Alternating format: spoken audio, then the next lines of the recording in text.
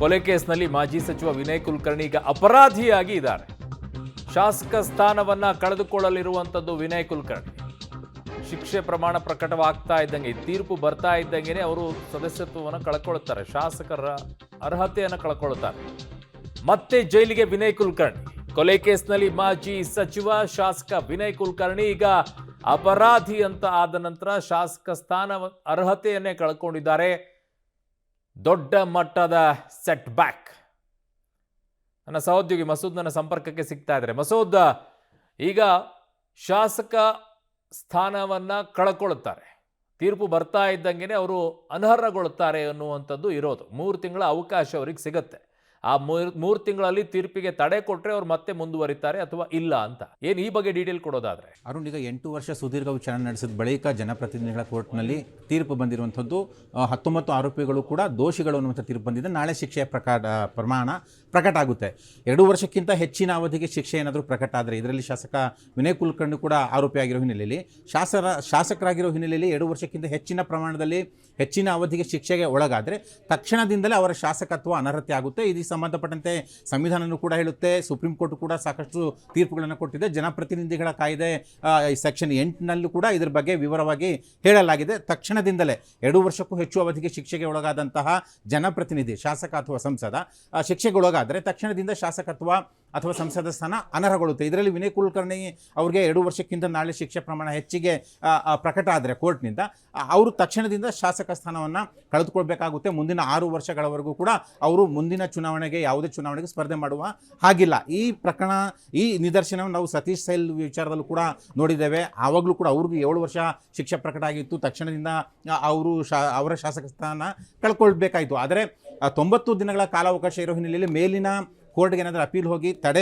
ಬಂದರೆ ಅವರ ಶಾಸಕತ್ವ ಮತ್ತೆ ರಿಟೈನ್ ಆಗುತ್ತೆ.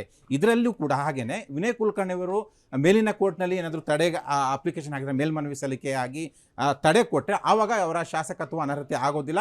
ಆ 90 ದಿನಗಳಲ್ಲಿ ಮಾತ್ರ ಮೇಲ್ಮನವಿ ಹೋಗಿ ಮೇಲಿನ ಕೋರ್ಟು ತೀರ್ಪು ಕೊಡಬೇಕು, ತಡೆ ಕೊಡಬೇಕು. ಅಲ್ಲಿವರೆಗೂ ಕೂಡ ಅವರ ಶಾಸಕತ್ವ ಅನರ್ಹತೆಯಾಗಿ ಇರುತ್ತೆ. ಒಟ್ಟಾರೆಯಾಗಿ ನಾಳೆ ಶಿಕ್ಷೆ ಪ್ರಮಾಣ ಎಷ್ಟಾಗುತ್ತೆ ಅಂತ ಗೊತ್ತಿಲ್ಲ. 2 ವರ್ಷಕ್ಕೂ ಹೆಚ್ಚು ಕಾಲ ಆದರೆ ಅವರ ಶಾಸಕತ್ವ ಅನರ್ಹತೆ ಆಗುತ್ತೆ ಇದರ ನಿಯಮದ ಪ್ರಕಾರ. ಅರುಣ್,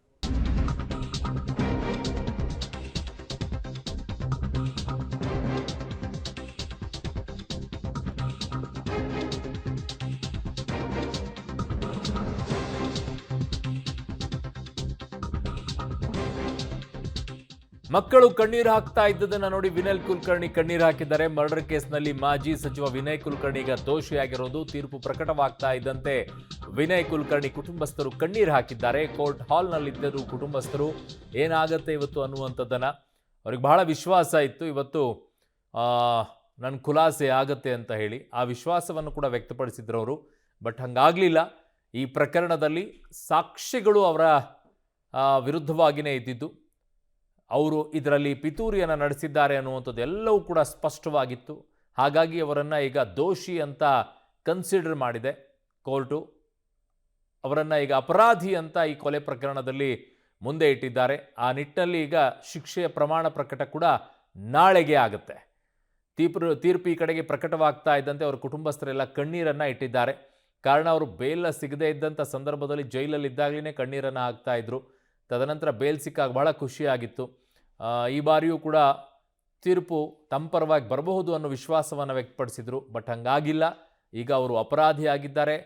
ಕೊಲೆ ಪ್ರಕರಣದಲ್ಲಿ ಸಂಚನ್ನು ರೂಪಿಸಿ ಪಿತೂರಿಯನ್ನು ನಡೆಸಿರೋದ್ರಲ್ಲಿ ಅವರು ಭಾಗಿಯಾಗಿದ್ದಾರೆ ಅನ್ನುವಂಥದ್ದು ಸ್ಪಷ್ಟವಾಗಿ ಕೋರ್ಟ್ ಕೂಡ ಹೇಳಿದೆ. ಈಗ ಆ ನಿಟ್ಟಿನಲ್ಲಿ ಈಗ 15ನೇ ಆರೋಪಿಯಾಗಿದ್ರಲ್ಲ ಯೋಗೇಶ್ ಕೂಡ ಕೊಲೆ ಪ್ರಕರಣದಲ್ಲಿ, ಅವರೀಗ ಅಪರಾಧಿಯಾಗಿ ನಿಂತ್ಕೊಳ್ತಾ ಇದ್ದಾರೆ. ದೋಷಿ ಅಂತ ಕನ್ಸಿಡರ್ ಆಗ್ತಾ ಇದೆ. ನಾಳೆ ಶಿಕ್ಷೆಯ ಪ್ರಮಾಣ ಪ್ರಕಟವಾಗುತ್ತೆ. 2 ವರ್ಷಕ್ಕಿಂತ ಹೆಚ್ಚು ಶಿಕ್ಷೆ ಪ್ರಮಾಣ ಪ್ರಕಟವಾದರೆ ಸದಸ್ಯತ್ವ ಸ್ಥಾನ ಕಳ್ಕೊಳ್ತಾರೆ, ಶಾಸಕ ಸ್ಥಾನವನ್ನು.